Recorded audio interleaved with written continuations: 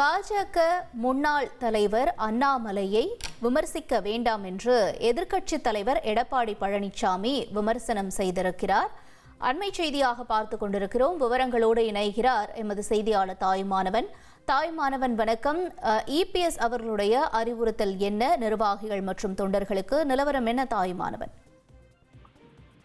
அதிமுக மாவட்ட செயலாளர்கள் கூட்டம் அதிமுக பொதுச் செயலாளர் எடப்பாடி பழனிசாமி தலைமையில ராயப்பேட்டை தலைமை அலுவலகத்துல சற்று முன்னர் நடந்து முடிந்திருக்கிறது. 1.5 மணி நேரத்துக்கு மேலாக நடைபெற்ற இந்த ஆலோசனை கூட்டத்துல 2026 சட்டமன்ற தேர்தலுக்கு இன்னும் குறைவான மாதங்களே இருக்கக்கூடிய சூழல்ல கட்சியினுடைய உட்கட்டமைப்பை பலப்படுத்துவது, தேர்தல் பணிகள் தொடர்பாக அதிமுக பொதுச் செயலாளர் எடப்பாடி பழனிசாமி மாவட்ட செயலாளர்களுக்கு பல்வேறு ஆலோசனைகளை வழங்கியிருக்கிறார். குறிப்பா அனைத்து மாவட்டங்களிலும் ஒவ்வொரு வாக்குச்சாவடிக்கும் 8 பேர் வீதம் பூத் கமிட்டி அமைத்து பட்டியலை தலைமைக்கு சமர்ப்பிப்பதற்கு இபிஎஸ் வலியுறுத்தியிருந்தார். அந்த பணிகளை விரைந்து முடிக்குமாறு அவர் தெரிவித்திருக்கிறார். மேலும் மாவட்ட செயலாளர்கள், தேர்தல் பொறுப்பாளர்கள் என அனைவரையும் கூட்டாகவும் தனித்தனியாகவும் அழைத்து தொகுதி நிலவரம் குறித்து தகவலை கேட்டறிந்த எடப்பாடி பழனிசாமி பல்வேறு கருத்துக்களையும் பேசியிருப்பதாக தகவல்கள் என்பது வெளியிடப்பட்டிருக்கிறது. குறிப்பா அதிமுக கூட்டணியில தற்போது பாஜகவும் அங்கம் வகித்து வரக்கூடிய ஒரு சூழல்ல முன்னாள் தமிழக பாஜக தலைவர் அண்ணாமலையை விமர்சனம் செய்ய வேண்டாம் என நிர்வாகிகளுக்கு உத்தரவிட்டிருப்பதாக தகவல் என்பது வெளியிடப்பட்டிருக்கிறது.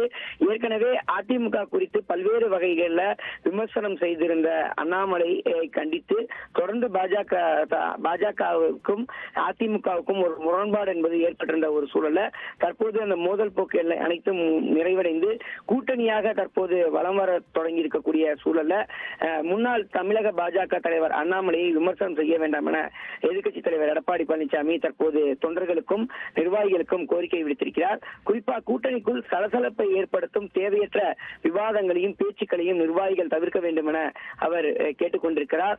அண்ணாமலை நம்மை பற்றி எதுவும் பேசுவதில்லை, எனவே நீங்களும் அவரை பற்றி எதுவும் பேச வேண்டாம், கூட்டணிக்குள் சலசலப்பு ஏற்படாத என பல பேர் காத்திருக்கிறார்கள், கூட்டணி உடைப்பதற்காக பல பேர் காத்திருக்கிறார்கள்.